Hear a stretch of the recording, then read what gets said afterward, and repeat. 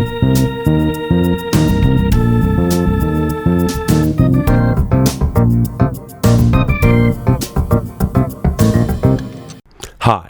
I'm Alex Paulton. I'd like to welcome you to another episode of Talking Timepieces, where we talk about watch collecting and horology. Today, we're going to look at a piece I picked up specifically for the show, the Tissot PRX Powermatic 80. I wanted to really get a look at it because everything that's been said about it has been fantastic, and it punches way above its weight. And now that I have my hands on it, I can see exactly what people are saying about it. This is a really, really good watch for the money. Well made, looks great, and they didn't go overboard trying to look like an AP. In fact, this is actually an homage to an earlier Tissot that was an AP homage, but this isn't a direct homage. It actually harkens back to an older model in their history that was an homage. But as far as an integrated bracelet, automatic mechanical watch goes, you're not going to find anything nicer than this for less than a couple grand, easily. So let's turn the camera around and take a close-up look at this beautiful piece. Don't forget to subscribe. It really helps the channel.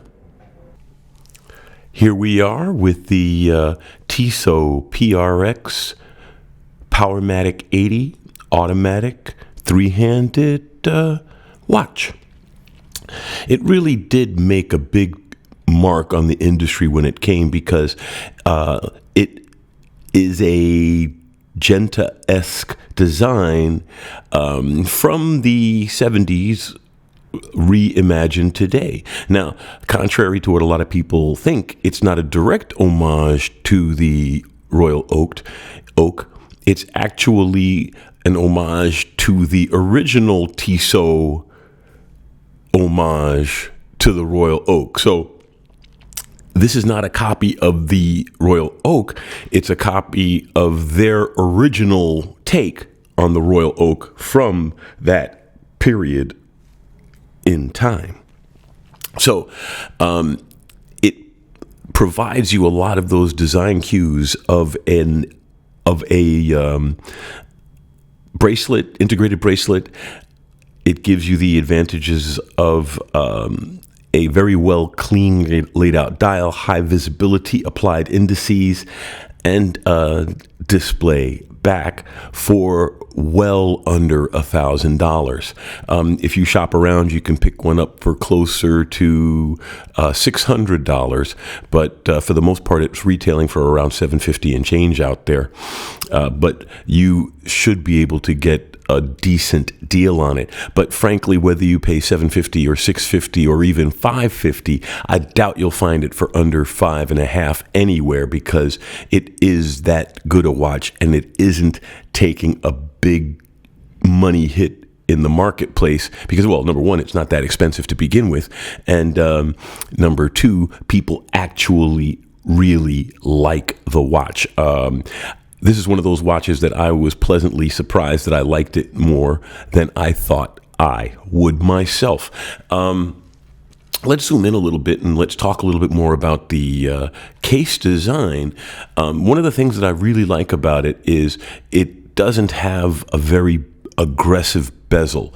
A lot of these integrated bracelet, angular cased watches have very aggressive bezels. I mean, look at the Chopard Alpine Eagle, or look at the Maurice Lacroix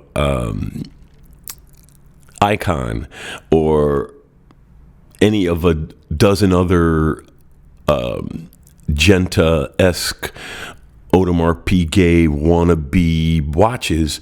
They have very aggressive bezels, and this one has a nice, clean, tight bezel that doesn't overwhelm the face of the watch or doesn't overwhelm the case, allows it to be very, very balanced. I think that they did a great job with the way this watch is executed, and it's just a really nice piece for the price. In fact, when I have it with my other pieces in the collection, yes, some of the more expensive pieces are finished a little more nicely, but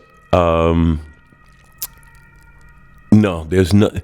It's not like this is a poorly made piece of horology. It is a very well-made watch, and it shows you what you can do nowadays with machine manufacturing and machine finishing, because there is a lot of machine work in this watch. Human hands did do some of the steering on the machinery and some of the assembly aspects, but this is very much a child of the Swatch System 51 project, the Powermatic 80 movement inside of this watch. Now, it also uses the proprietary Swatch anti-magnetic spring material. You can also get the Powermatic 80 with a silicone hairspring like they have in the Gentleman, in the Tissot Gentleman, but the anti-magnetic material, like the Parachrome equivalent that Swatch uses in the Powermatic 80 is in this watch, and it's not as amagnetic as silicon, but it is an anti-magnetic material. And the case, the movement's material itself is also a low magnetism alloy. So let's zoom out a little bit more and take a look at some of the other aspects of this watch. The bracelet is very supple for a bracelet that appears to be pretty solidly made, but it flexes well. The links don't pinch. The links don't pinch a lot on the hair from underneath. It's a pretty comfortable wearing watch, and there's just enough action with polish and with brushing on the bracelet, on the case, on the edges, to really give you a feel of quality in the watch presentation itself. It stands up quite well to watches costing easily 2 and 3 times what it costs. As far as the back goes, it does give you a really nice look at the movement. The Powermatic 80 lets you see how it's done.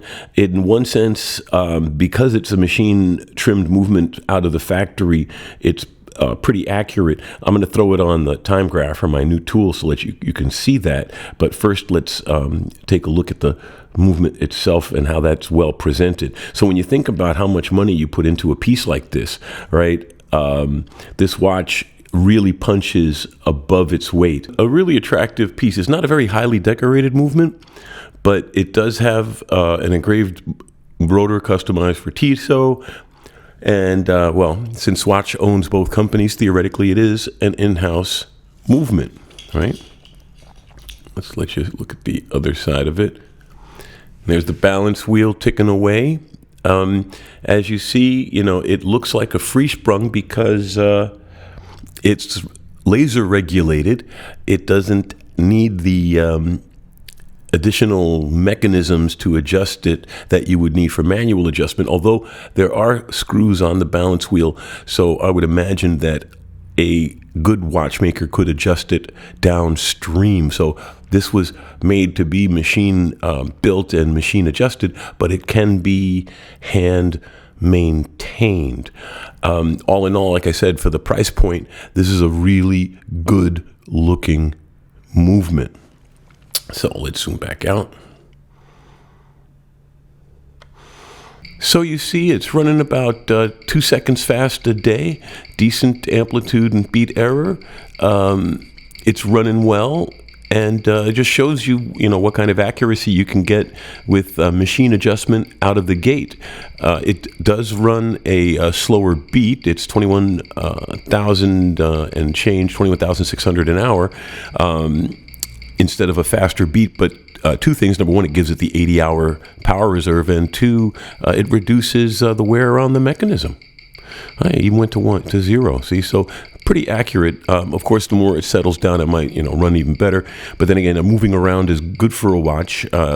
Keeps it from getting involved in gravitational issues. The more you move it around, like your own little tourbillon on the end of your arm. Put the bracelet back on. It does work not as easily as I imagined. Let's toss it on the wrist.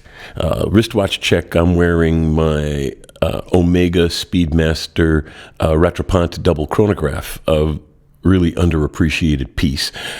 But one with a lot of wrist presence. Now, the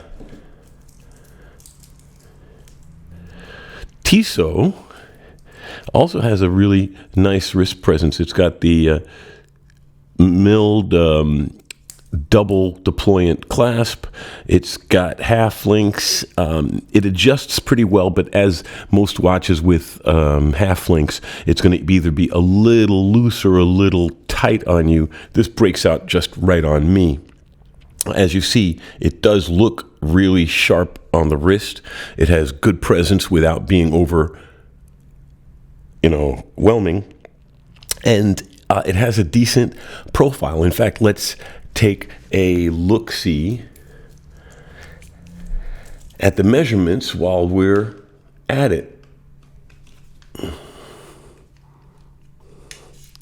So we're looking at pretty much a straight 40 millimeter piece. Yeah, pretty much.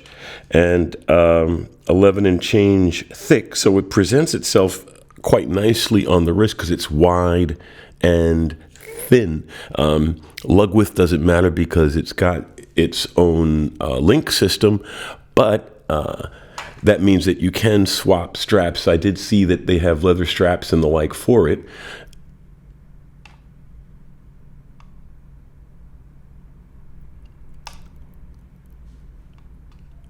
It's got a sapphire crystal. Not the hardest sapphire crystal I've seen out there, but it is sapphire. The back is not sapphire, but a lot of companies do that to save money because the back of the watch doesn't need to be scratch proof. It's up against your wrist. The front needs to be scratch proof. So all in all, it's just a really good looking piece. It punches way above its weight, and it's an incredible value for the money. Let's turn the camera around and close out the episode.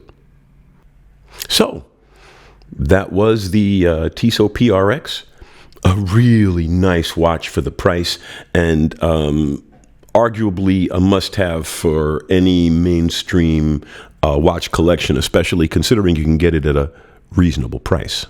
So thanks for watching, and don't forget to subscribe. It really helps.